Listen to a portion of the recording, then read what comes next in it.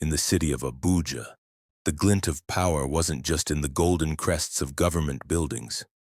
It shimmered in the gold chains on men's necks, in the imported cars roaring past potholes, and in the bodies of women like Dumebi, young, gorgeous, and deadly ambitious. Dumebi was known. She didn't just walk. She glided. She didn't speak. She teased. And when she laughed, oh, how the world paid attention. Everything about her screamed indulgence. Her clothes came from Paris. Her bags were bought in Milan. Her makeup was brushed on in Dubai penthouses.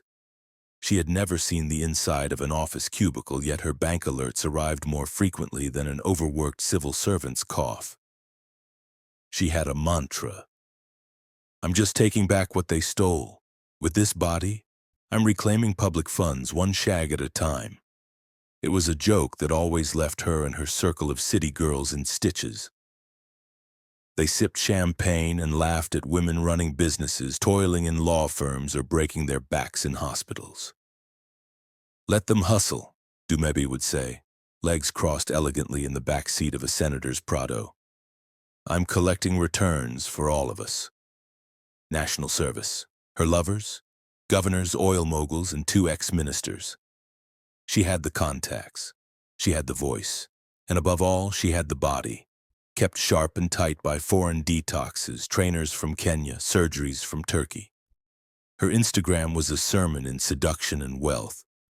But the climax of her conquest came when she met Senator Ozuoma. He was powerful, old money, and filled with a subtle darkness. He didn't try to impress her with flash. He commanded. His presence melted all the games Dumebi knew how to play. She liked it. He wasn't chasing her. He was picking her. And when he finally gave her that look, she obeyed like a moth to flame. Ozuoma spared no expense. A Mercedes G-Wagon, a duplex in Lekki, trips to Seychelles, Mauritius, and Cairo. He wore his power like his agbada, broad and shadowy. Yet behind those dark sunglasses and aged lips was a plan. Ozuoma wasn't just another senator. He wanted more. He wanted to be Senate president. And for that, he needed more than politics. He needed power from beyond. In a forgotten forest in Imo, where even the birds kept quiet at night, Ozuoma sat before his native priest, known only as Odezi. She must be young, fertile, and must give it freely, Odezi said, crushing leaves into a black paste. You will collect the fluid from her body, fresh from the act. Her soul will feed your ambition. Her life will rot while yours will rise. But you must not love her. Do not return. Ozuoma nodded. What should I use? Odezi handed him a sacred white face handkerchief soaked in markings. Wipe her. That is enough. Her body's moisture will anoint your future. The plan was simple. Seduce her one last time. Take the fluid without her knowing, and cut her off forever. That he could do. The next weekend, Dumebi received an invitation. Private island trip, the message read. Pack light. Think diamonds. They flew on a chartered jet to a remote coastal resort off the Gulf of Guinea. Luxury everywhere. Her fingers dripped in ruby. She wore a designer bikini worth more than a public school teacher's salary. That night, they drank aged whiskey, danced to soft high life, and fell into bed with fire in their veins. The room was dark. The sex was wild. And while Dumebi lay spent, sweating, soaking the white sheets with her pleasure, Ozuoma suggested they both go into the restroom. They went naked, but just then Ozuoma deceitfully excused himself from the restroom and slipped out. He had planted the sacred handkerchief beneath the bed earlier. Quietly, he pulled it out, reached under the crumpled sheets, and let it soak the wetness her body had left. Then he kept the handkerchief and went back to the restroom. When they both returned back, she noticed nothing. She was smiling instead. She jokingly said, "You're wicked," she said, curling up on the bed for another round. "You'll never leave me, right?" Ozuoma kissed her forehead. No, my sweet, I will never forget you. The calls stopped 2 days later. Dumebi, used to the rhythm of being discarded, didn't flinch.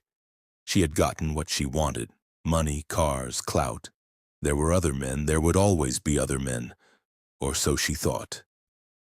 But then her body began to change. It started with her period, heavy, thick, sticky, more than usual. It soaked through pads, through clothes, through chairs. She went to a doctor. He ran tests, prescribed hormones, but nothing stopped it. Then came the smell, not body odor, something worse, something that didn't belong to flesh, a decay from within. She scrubbed, she steamed, she oiled, but the scent lingered like a second skin.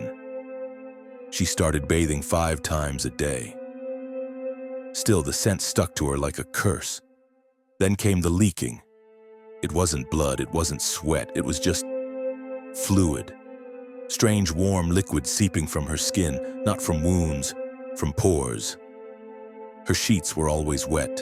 Her clothes clung to her in public. Once at a lounge in Maitama, she stood up to find the couch soaked. People gasped, and someone whispered, "Is she sick?"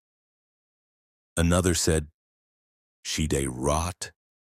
And then she saw them, flies, attracted to her body, as if something inside her had died and forgotten to be buried. She ran. At home, alone, Dumebi looked into her mirror. Her once flawless skin was bubbling. Blisters opening on her back, arms, and thighs. Not pimples, not eczema. Pores like tiny mouths oozing. Her face looked pale. Her voice was weaker. She stopped going out. Friends stopped checking in. Men stopped calling. Doctors couldn't explain it. Dermatologists ran scans. Specialists gave her drugs. Nothing worked. The fluids kept coming. She spent almost all her savings on skin treatments, oxygenated baths, even spiritual healers from Lagos churches. None could help. Her life was crumbling. Her body was rotting. Months later, she packed a small bag and boarded a local bus. She didn't call ahead. She didn't want to. She just went home. Back to the village she had once left in dust and shame. Her mother, Mama Dorcas, was sitting under a mango tree peeling yam when she saw her only daughter stagger down the path. "Eh, Dumebi?" the old woman cried, but when she hugged her, she flinched. The smell, the wetness, the child she birthed was now like damp cloth left to mildew. Her father wept quietly, but they didn't push her away.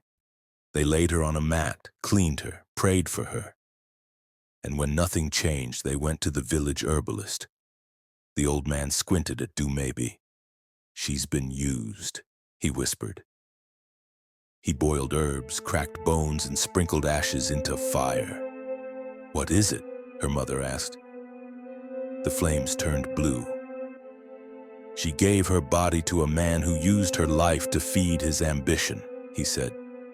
"The fluid taken from her sealed a covenant. He will rise while she rots. Every drop he took is a second removed from her life. She is not sick. She is cursed." Her father fell to the floor. "Can it be undone?" her mother screamed. The herbalist's eyes were dull with pity. "Yes, but only when the one who took her soul dies. That day the curse will release her." Dumebi cried that night until she lost her voice. It all played in her head like a horror film, the smiles, the jokes, the seduction, the arrogance, the price. She remembered all the women she mocked. She remembered the men she slept with for fun. She remembered Ozuoma's last words, "I will never forget you." He didn't. He remembered her so well he caged her in death.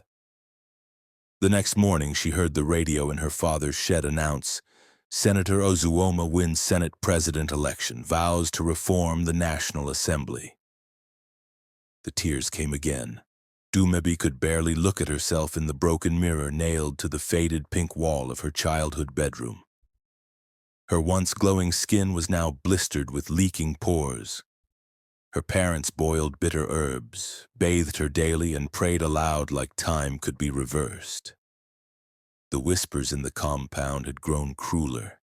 Children avoided the compound gate. Women would cross to the other side of the street when she hobbled out to dry her bedspread soaked from her body's endless dripping. Her father's eyes no longer held pride, only pity. Her mother could hardly sleep, sitting by Dumebi each night with a basin beside the bed to collect her body fluids. After weeks in the village, Dumebi made one last desperate trip back to Lagos. She found no trace of the senator. His phone line was permanently off. His aides blocked her numbers. His campaign office had been vacated. His Instagram was polished with luxury photos, motivational quotes, and nationalistic pride. His face shone on TV as the newly elected Senate President of the Republic. The rage twisted inside her like a poisoned snake.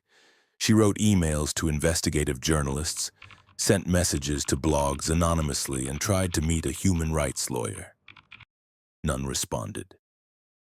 No one cared about another bitter woman crying over a politician. What evidence could she even show? The smell? The dampness? Her shattered health? She even considered walking into a TV studio with a bucket of her own leaking fluids. But they would call her mad and arrest her. Or worse, mock her. Dumebi became a ghost online. She stopped posting on social media. She couldn't risk anyone recognizing her now. Her old photos, once flaunted on Instagram with expensive wine, lace wigs, and Dubai beaches, became the only proof she was once alive. Every morning she woke up drenched, her bed sheets sticking to her thighs. The stink would announce her presence long before her footsteps. She spent fortunes on perfumes, creams, herbal remedies. Nothing worked. Her body wept what her soul had lost. One night she saw him on TV giving a speech. Together we'll lead this nation into a new dawn, a dawn of integrity and prosperity. She flung her phone at the wall, screaming until her throat cracked. How could someone so evil wear such a clean face? She crawled to her laptop and opened a new folder. She titled it, Operation Reclaim My Life Day 1, Gather Intel. She tracked all she could on the senator, where he held meetings, what events he attended, who his bodyguards were, who his mistresses were. She bought wigs, dark shades, and long coats to hide her appearance when she followed his convoy in buses. She even bribed a hotel cleaner once to check his laundry for a sacred handkerchief, but it led nowhere. Day 14. Seek legal counsel. She attempted to meet a human rights lawyer again. The receptionist looked at her like she was decaying. "You're leaking on the floor," the woman whispered, wrinkling her nose. Dumebi left in shame. Day 20. Visit a prophetess. She visited a mountaintop prayer ministry. The prophetess flinched when Dumebi entered the prayer room. "Your smell carries the cry of tortured spirits," the woman said. "Can I be healed?" Dumebi begged. The woman looked at her, long and pitiful. "Only when his spirit is destroyed, or yours completely fades." Dumebi sat in a hotel room staring at her trembling hands. Her head pounded with one choice. She had to kill the senator. But how? She wasn't a trained killer. She had no gun, no connections to underworld criminals. She couldn't even afford a private investigator anymore, and worst of all, he was now surrounded by security 24/7. One morning, as she limped into a pharmacy to buy more antiseptic, a newspaper headline on the counter caught her eye. Senate President to attend National Security Summit in Nairobi. Her heart paused. He would be out of the country. Security might be lighter. It was her only chance. Dumebi sold her remaining gold necklace and wristwatch to buy a flight to Nairobi. At the airport, she wrapped herself in a heavy shawl. People still turned their noses when she walked past, but she moved quickly. In Nairobi, she checked into the cheapest hotel that didn't ask too many questions. At night, she watched the news for updates on the summit. She memorized the senator's itinerary. When the big day arrived, she walked into the summit grounds disguised as hotel cleaning staff. She'd forged a pass from a cleaning agency, claiming she was on contract. She wore gloves to hide her peeling fingers and a headscarf soaked with cologne to mask her smell. She maneuvered through the conference wing with a rolling cart full of cleaning items. And then she saw him. The man, the thief of her body, the senator. He was laughing with a group of other African leaders, tall, proud, in a crisp white kaftan embroidered with golden patterns. He walked down a hallway with 2 aides behind him. Dumebi quietly followed, timing her footsteps. The hallway was empty now. The senator stopped at a restroom. She hesitated. Her chance. She pushed the cart ahead and entered behind him silently. The senator turned around, startled. Their eyes met. For the first time, he saw the full extent of what he had done. "Dumebi," he stammered. "Jesus Christ." She didn't speak. She pulled out a small dagger she had wrapped beneath her blouse. Not long, not fancy, just enough to hurt. "You stole my soul," she said, voice shaking. "Now give it back. Dumebi, think about—" She slashed at him. He dodged and shouted. She lunged again. He tried to grab her arm, but her skin was so slippery from leaking that he lost grip. She stabbed him in the thigh. He fell. She was about to strike again when 2 bodyguards burst in. They pinned her to the floor. Dumebi was arrested in Nairobi, charged with attempted murder and assault. A Nigerian diplomat arranged her extradition. The senator recovered quickly. He went on national TV narrating how a mentally unstable former acquaintance tried to kill him abroad.